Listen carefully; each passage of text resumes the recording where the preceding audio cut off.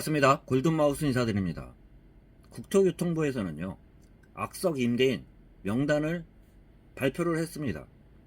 최근 들어서 전세 사기 및 악덕 임대인의 전세금 미반환 문제가 계속 사회적 이슈가 되면서 실질적으로요, 일선에 있는 부동산 사무소 같은 경우도 전세를 회피를 하고 월세를 선호하는 그러한 현상들까지도 생기게 되었습니다. 그렇지만 발표한 자료들을 보면 숫자가 일반적으로 너무 적다고도 할 수 있죠. 국토교통부는 임차인에게 전세보증금을 상습적으로 반환하지 않는 악석 임대인의 명단을 2023년 12월 27일 최초 공개한다고 밝히고 있는데요. 그렇지만 숫자가 너무 적다고 했죠. 먼저 제1차 임차인 정보공개심의위원회를 개최하여 총 17명의 명단 공개를 확정하고 국토교통부와 허구 누리집, 안심 전세 앱 등을 통해 명단을 확인할 수 있다고 하였습니다.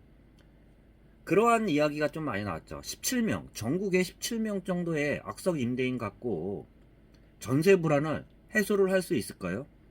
그런 이야기가 당연히 나올 수밖에 없기 때문에 소급 적용 문제로 인해 이번 공개 대상은 17명에 불과하고 앞으로 심의위원회를 수시로 개최하여 공개 대상을 지속 확대해 나갈 것이며 내년 2024년 3월까지는 90명, 2024년 말까지는 450명 수준의 악석 임대인이 추가 공개될 예정이라고 밝혔습니다. 그렇지만 2024년 기준으로 해서 450명 발표를 한다고 해서 언발에 오줌 누기도 안 될 것 같은데요. 그리고 또한 일반인들이 그러한 사이트에 접속을 해서 들어가서 찾을 수 있는 그런 정보는 한정돼 있으면서 숫자도 너무 미미합니다. 잠깐 일선에서 좀 말씀드려보면 악덕 임대인도 많지만 선량한 임대인도 많습니다.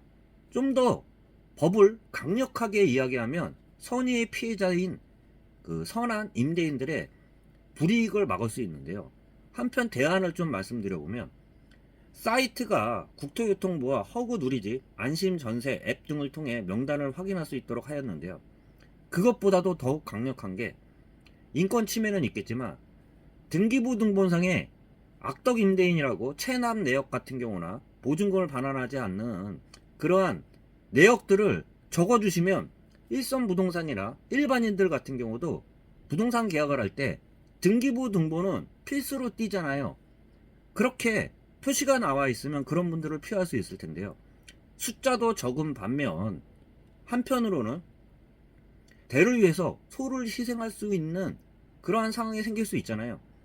이러한 악덕 임대인들 때문에 부동산 전세 시장 같은 경우가 올해만 보면 전세를 회피하면서 그 멀쩡한 전세 가격 같은 경우도 또한 융자도 그렇게 많지 않은 전세들까지도 나가지 않으면서 부동산 같은 경우도 동맥 경화 현상들을 지속하고 있었는데요. 2024년까지는 450명 수준의 악석 임대인을 추가 공개할 예정이라고 밝히고 있겠지만요.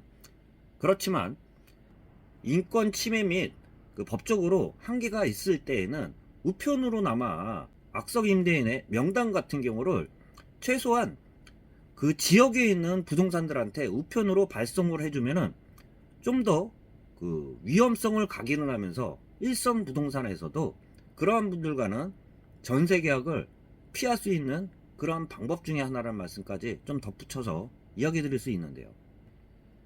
숫자만 늘리는 게 아니라 꼭 필요한 명단을 공개하는 게 타당하다고도 말씀드릴 수 있겠죠.